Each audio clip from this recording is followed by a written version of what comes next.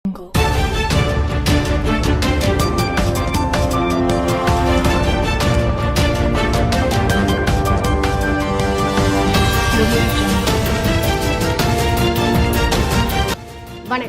Kingdom network செய்திகள் வாசிப்பது M Priya. நாள் 15/7/2026. தமிழ்நாட்டில் ஜூலை 16 வரை வெப்ப அலை வீசக்கூடும் என வானிலை ஆய்வு மையம் எச்சரித்துள்ளது.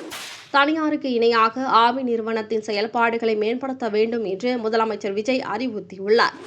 பழனி கோவிலுக்கு சொந்தமான நிலம் பத்திரப்பதிவில் தவறு நடந்த விவகாரம் தொடர்பாக சார் பதிவாளர் சஸ்பெண்ட் செய்யப்பட்டுள்ளார். தனியார் பள்ளி நிர்வாகிகளிடம் ரூபாய் 100 கோடி வசூல் செய்து மோசடி செய்த வழக்கில் திமுக பிரமுக PD அரசகுமார் மீது குண்டர் சட்டம் பாய்ந்துள்ளது. பரந்தூர் விமான நிலைய விவகாரம் தொடர்பாக விவசாயிகள் அளித்துள்ள கருத்துக்கள் மற்றும் புதிய அரசாங்கத்தின் நடவடிக்கைகள் தீவிரமாக விவாதிக்கப்பட்டு வருகின்றன. மேலும் ஆளும் தரப்பு மற்றும் கூட்டணி கட்சிகளிடையே உள்ள மோதல் போக்குகளும் அரசியல் வட்டாரத்தில் பேசுபொருளாகியுள்ளன. ஈரான் மற்றும் அமெரிக்கா இடையேயான மோதல்களால் கச்சா எண்ணெய் விலையில் ஏற்ற இறக்கங்கள் ஏற்பட்டுள்ளன. முதலமைச்சர் விஜயை இன்று சந்திக்கிறார் கேரள உள்துறை மந்திரி.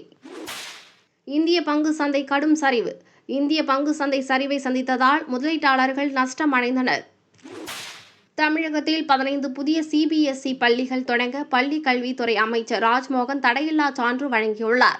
திருப்பூர் மாவட்டத்தில் போதிய மாணவ சேர்க்கை இல்லாத காரணத்தினால் 5 அரசு தொடக்க பள்ளிகள் மூடப்பட்டுள்ளன. கல்வி நிறுவனங்களில் அரசியல் நிகழ்ச்சிகளை நடத்த சென்னை உயர்நீதிமன்றத்தில் தமிழக அரசு தடை விதித்துள்ளது. தமிழக அரசு 20,000 பொது EV சார்ஜிங் நிலையங்களை அமைக்க அதிரடி முடிவு செய்துள்ளது. சதுரகிரியில் சாமி தரிசனம் செய்துவிட்டு மலையிறங்கிய போது ஏற்பட்ட விபத்தில் பக்தர் ஒருவர் உயிரிழந்துள்ளார். ட்ரம்ப் அரசின் அறிவிப்பால் ஈரான் கடுப்படைந்துள்ள நிலையில் ஏமனிலும் தாக்குதல்கள் வெடித்துள்ளன. ராஜஸ்தான் அரசு மருத்துவமனைகளில் பிரசவத்திற்கு பின் 18 பெண்கள் உயிரிழந்த சம்பவம் அதிர்ச்சியை ஏற்படுத்தியுள்ளது. இத்துடன் செய்திகள் நிறைவடைந்தன. இதுபோன்ற செய்திகள் உடனுக்குடன் தெரிந்து கொள்ள kingdomnetwork.news என்ற இணையதளத்தை பார்வையிடவும்.